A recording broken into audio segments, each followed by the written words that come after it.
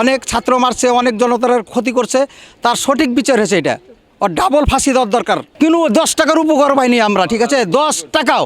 এর আগে আপনার চোরাই লাইন দিত, নেতারা মিটার আনতে দিত না, আপনার হেরার যা খুশি তাই লিত বেতন, যে 500 করে দিবি, 500 দেওয়া লাগতো। এখন সম্পূর্ণ বস্তির ভিতরে বৈধ, কিন্তু ওই বৈধ কিছুই নাই 5 আগস্টের পরে। হয়তো আসছে, আমরা পাই না, বড় বড় নেতারা খাইছে।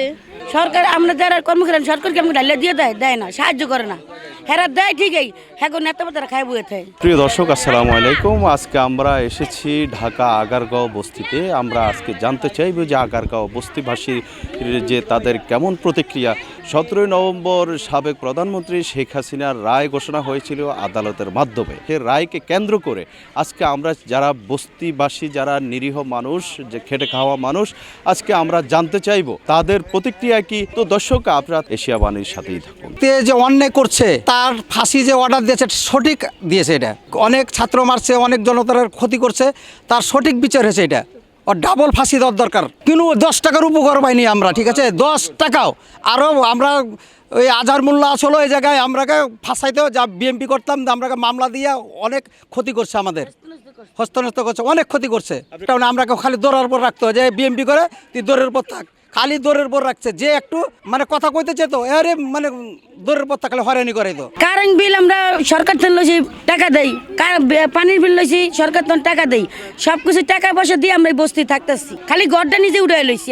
আমি কোনো দলেই না, যারা কর্ম করে হাই খাই, আমাকে কোনো সরকারই আমাকে সাহায্য করে না। এক কথা, আওয়ামী লীগের আমলে আপনার আওয়ামী লীগের নেতা পেতা চোরা লাইন চালাইতো। 5 আগস্টের পরে আমরা লাইন কাটে দিয়েছিল, কাটার পরে আমরা থাকতে পারি না গরমে। অফিসাররা আয়া আপনার মিটার নামবে যাচ্ছে, আপনার মিটারের লাইন চাই, কোনো চাঁদাবাজি নাই, কোনো কিচ্ছু নাই এখন 5 আগস্টের পরে। এর আগে আপনার চোরাই লাইন দিত, নেতারা মিটার আনতে দিত না, আপনার হেরার যা খুশি তাই লিত বেতন, যে 500 করে দিবি, 500 দেওয়া লাগতো। এখন সম্পূর্ণ বস্তির ভিতরে বৈধ, কিন্তু ওই বৈধ কিছুই নাই 5 আগস্টের পরে।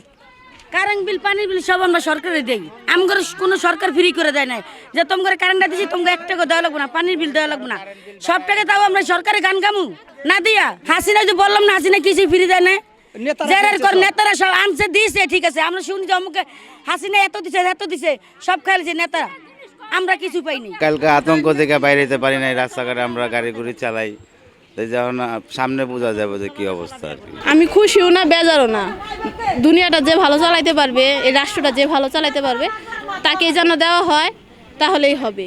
আমরা কিছু পাই না, আমাদের রোডঘাট ভালো না, টয়লেট ভালো না, পানি সংস্থান ভালো না, কিছুই না, আমরা কিছুই পাইনি। হয়তো আসছে, আমরা পাই না, বড় বড় নেতারা খাইছে, সেটা হইতে পারে। যে সরকার দেশের যে ইয়ে করবো, আমরা আর দলে আছে, আমরা যারা কর্ম করে খাই, কোনো সরকার আমাকে কোনো সাহায্য করে না। এই বস্তিতে সমস্ত জিনিসের দাম বাড়ছে, এখন আবার পেঁয়াজের দাম বাড়িয়ে গেছে, বিদ্যুতের দাম বাড়ছে, সমস্ত দাম বাড়ছে। আমরা এনে থাই, সমস্ত জিনিস আমাকে যা কেনার বাইরে না হেও হয়ে জায়গা। এখন কি কমু, কারণ আমরা কি সরকার দোষ দিমু? সরকার আমরা যারা কর্মকর্তা সরকারকে আমাকে ডালিয়া দিয়ে দেয় না, সাহায্য করে না। হেরা দেয় ঠিকই, হ্যাঁ নেতা তারা খাই বইয়ে থাকে, আমরা পাই না। অথচ কয় যে বস্তির মধ্যে সাহায্য করছে, কিছুই না।